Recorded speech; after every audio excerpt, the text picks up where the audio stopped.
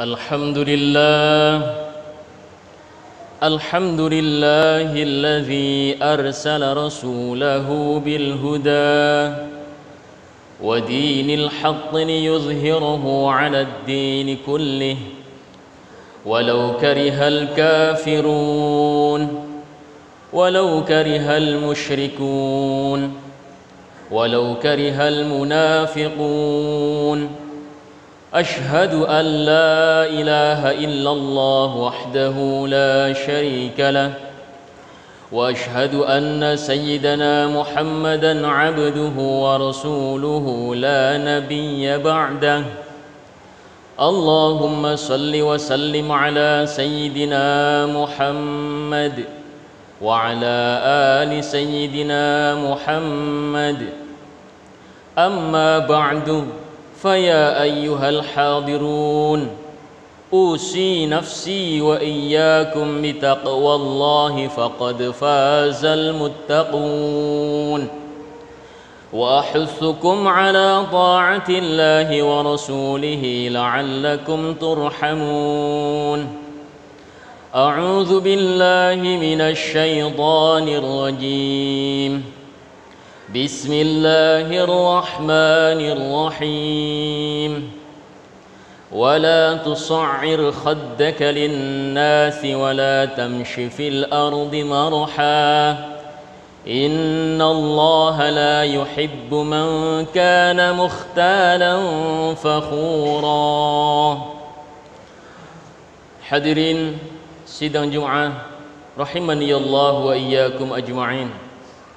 Bersyukur kita kepada Allah Subhanahu wa taala karena hingga hari ini Allah masih memberi kesempatan hidup kepada kita untuk mencari bekal menuju alam di mana kita sangat membutuhkan bekal dari mulai alam barzakh sampai alam akhir. Apa yang kita gunakan dari nafas kita, jasad kita, hakikatnya adalah milik Allah. Allah tidak pernah menjualnya ataupun menghibahkannya, apalagi sekedar mewakafkannya. Tetapi ini adalah pinjaman dari Allah Subhanahu wa taala. Maka oleh karena itu, bagi setiap jiwa yang sudah habis masa tempo pinjamannya, datang yang disebut dengan ajal.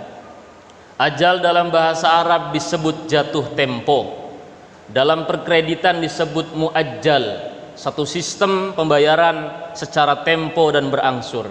Maka sebelum jatuh tempo nafas dan jiwa raga kita yang diikat dengan nafas ini habis, maka seyogianya dan sebaik-baik manusia adalah mencari bekal sebanyak-banyaknya untuk menuju kampung akhirat. Karena di dunia ini hanyalah kampung persinggahan untuk mencari bekal untuk kehidupan selama-lamanya. Hadirin yang mulia rahimani Allah wa iyyakum ajma'in. Allah Subhanahu wa taala menciptakan manusia terdiri dari dua unsur. Yang pertama yaitu unsur jasmani, yang kedua adalah unsur rohani. Ketika jasmani membutuhkan makan, sandang, pangan, dan papan, maka rohani pun perlu diberikan asupan gizi, nutrisi, dan hal-hal lain sehingga rohani kita tidak rusak. Salah satu dampak dari rusaknya rohani yaitu munculnya yang disebut dengan penyakit hati, yang memunculkan zahirnya manusia menjadi manusia yang berakhlakul madhmumah, akhlak yang tercela, lawan dari akhlakul karimah, lawan dari akhlak yang mulia. Salah satu sifat yang dihasilkan dari penyakit hati adalah sifat panik.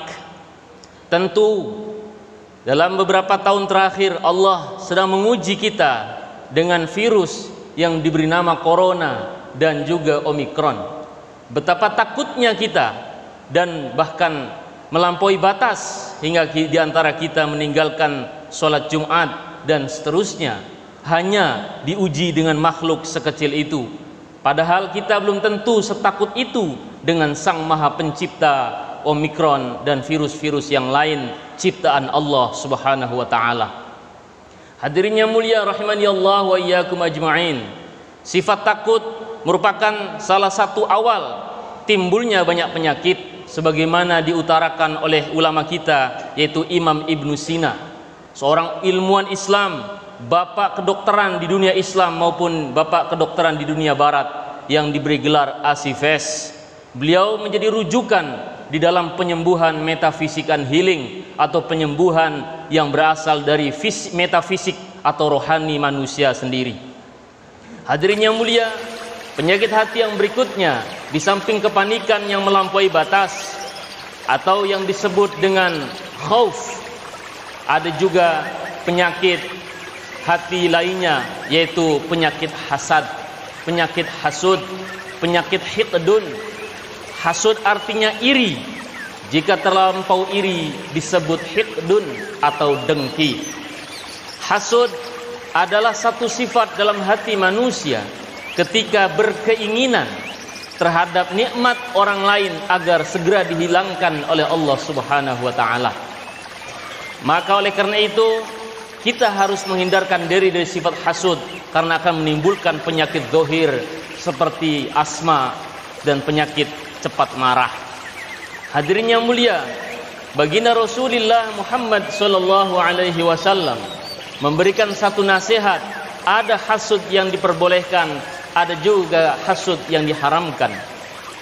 Hasud yang diharamkan tentunya adalah hasud yang ada dalam hati manusia yang menginginkan nikmat dari saudaranya segera hilang. Jika melampaui batas, sifat keirian itu menjadi hiqdun atau dengki dalam bentuk perbuatan dan perkataan yang menyakitkan, bahkan mendoakan jelek untuk saudaranya sesama manusia atau sesama muslim. Nabi kita berkata, la hasada illa fisnatain. Tidak boleh kita hasud kecuali terhadap dua orang.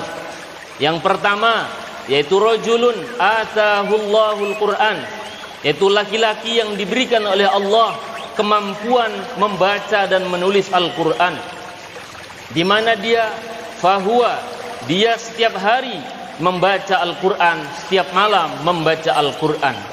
Maka patutlah bagi kita, hadirin yang mulia, kita hasud, kita iri terhadap saudara kita sesama muslim, baik muda, kecil maupun sudah tua, yang memang sungguh-sungguh bisa membaca Al-Quran dengan baik dan benar. Karena menurut survei, berdasarkan survei dari PT IKI atau Perguruan Tinggi Ilmu Al-Quran maupun UIN Jakarta, menunjukkan survei selama 3 tahun, masyarakat Islam di Indonesia hampir 65-75% tidak mampu membaca Al-Quran dan menulis ayat-ayat suci Al-Quran. Ini bukan sebuah kebanggaan, tapi merupakan sebuah kesedihan dan kerisauan kita semua sebagai orang yang menjadikan Al-Quran sebagai kitab suci kita, bahkan menjadi sebuah jawaban ketika ditanya wama imamuka, apa pegangan hidupmu nanti dalam barzakh. Apakah kita sanggup menjawab Al-Quranul Karim sedangkan kita tidak mau, bahkan tidak mampu membaca Al-Quran. Hadirin yang mulia rahimani Allah wa iyyakum ajma'in. Lalu sifat hasud yang kedua hanya diperbolehkan yaitu kepada rajulun a'tahu Allah taala malan, seorang laki-laki yang diberikan harta oleh Allah, fahuwa yunfiqu minhu, lalu dia menginfakkan atau membelanjakan dari sebagian hartanya siang dan malam untuk kepentingan agama, untuk kepentingan pendidikan agama Islam, sehingga tegaklah kalimat la ilaha illallah. Hadis riwayat Bukhari, Muslim, At-Tirmidzi, An-Nasai dan Ibnu Majah. Hadis ini sahih. Hadirin yang mulia, jamaah Jumat rahimani Allah wa iyyakum ajma'in.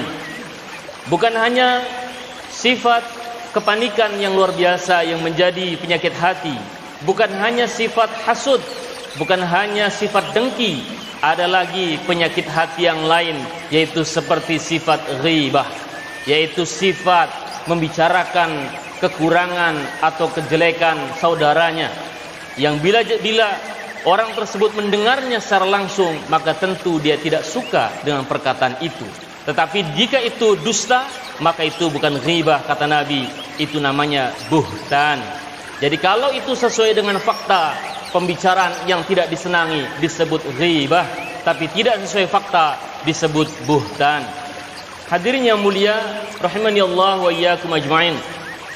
Akan tetapi para ulama kita seperti Imam An-Nawawi di dalam kitab Al-Adhkar menjelaskan bahwa ada ghibah yang diharamkan oleh Allah, ada juga ghibah yang dicontohkan, diperbolehkan untuk menyampaikannya, sebagaimana dicontohkan oleh para sahabat Nabi radhiyallahu anhum ajma'in.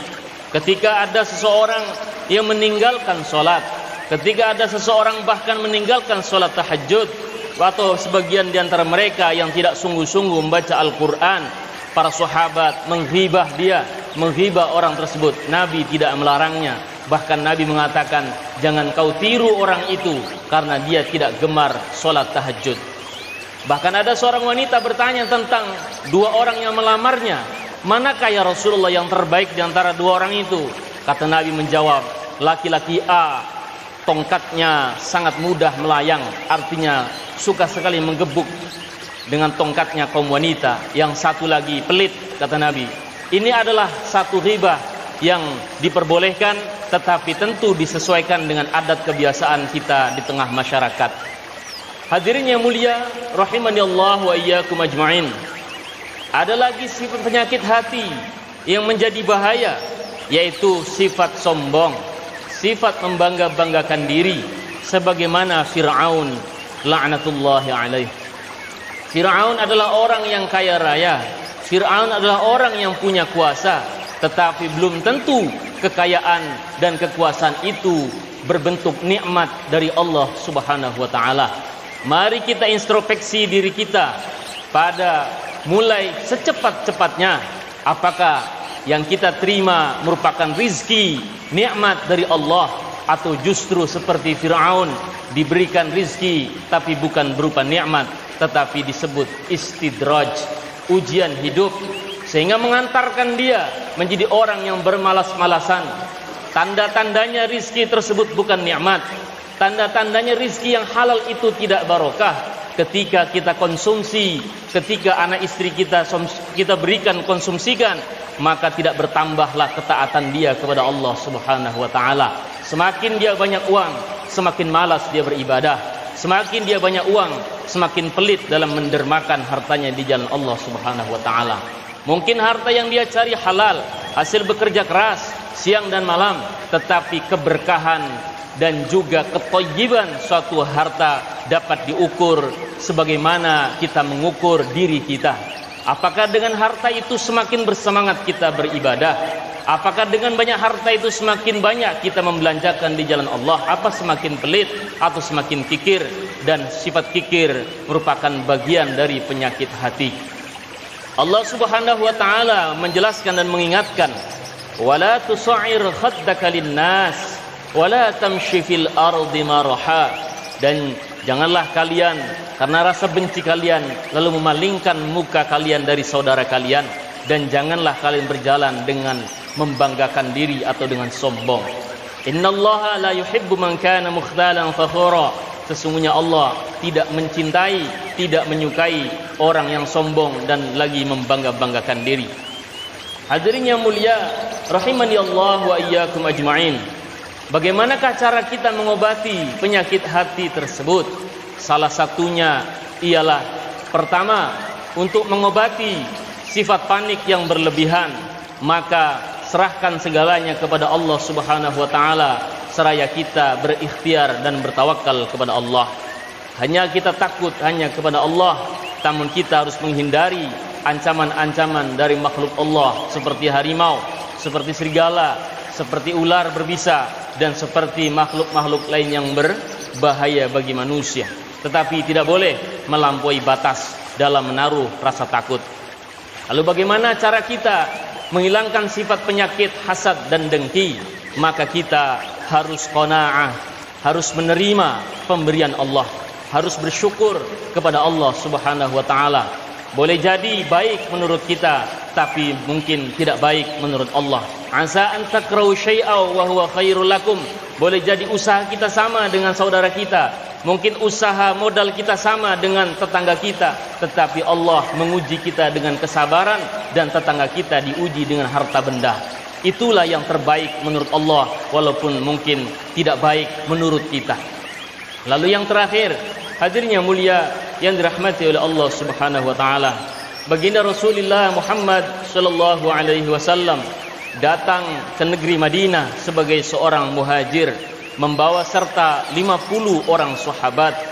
Dan ketika Nabi datang, beliau semuanya disambut oleh orang-orang penduduk Madinah. Mereka orang-orang penduduk Madinah yang menyambut datangnya dakwah Islam yang dibawa oleh Nabi dan para sahabat, diberi gelar oleh Allah Subhanahu wa taala dengan gelar kaum Ansor, orang-orang yang siap menolong perjuangan agama Allah Subhanahu wa taala. Dihilangkan dari rasa dengki, dihilangkan dari rasa iri dan dengki, yaitu dari hatinya orang-orang Ansor. Maka oleh karena itu, hadirnya mulia rahimani Allah wa iyyakum ajmain, jikalau tahun ini Allah Subhanahu wa taala menghendaki berdirinya pondok pesantren Al-Qur'an di Kecamatan Kelapa, tentu akan banyak para muhajir dari kalangan ulama datang di negeri kita, datang di wilayah kita. Apakah kita mau memposisikan diri kita sebagai orang-orang Ansor, orang-orang yang siap menolong perjuangan agama Allah Subhanahu wa taala dengan hartanya ataupun dengan jiwa, raga, pikir dan waktunya, atau justru sebagaimana Abdullah bin Ubay bin Salul seolah-olah mendukung tapi memusuhi Nabi dari saf paling depan. Dia duduk paling saf paling terdepan, dia sholat di saf paling terdepan, tetapi rasa bencinya kepada Nabi dan para sahabat Nabi dari kalangan muhajir begitu besar hingga diabadikan oleh Allah dalam Al-Quran surat At-Taubah tentang kedengkian, keirian dan sifat benci Abdullah bin Ubay bin Salul, seorang tokoh munafik. Semoga Allah Subhanahu wa taala menjadikan kita orang-orang Ansor dan juga orang-orang yang peduli betapa pentingnya pendidikan Al-Quran bagi diri kita selagi nafas masih melekat pada diri kita, dan juga bagi anak cucu generasi kita sebagai orang yang beriman. Barakallahu li wa lakum fil Qur'anil azim wa nafa'ani wa iyyakum bima fihi minal ayati wadh-dhikril hakim wa taqabbalallahu minni wa minkum tilawatahu innahu huwas samiul alim.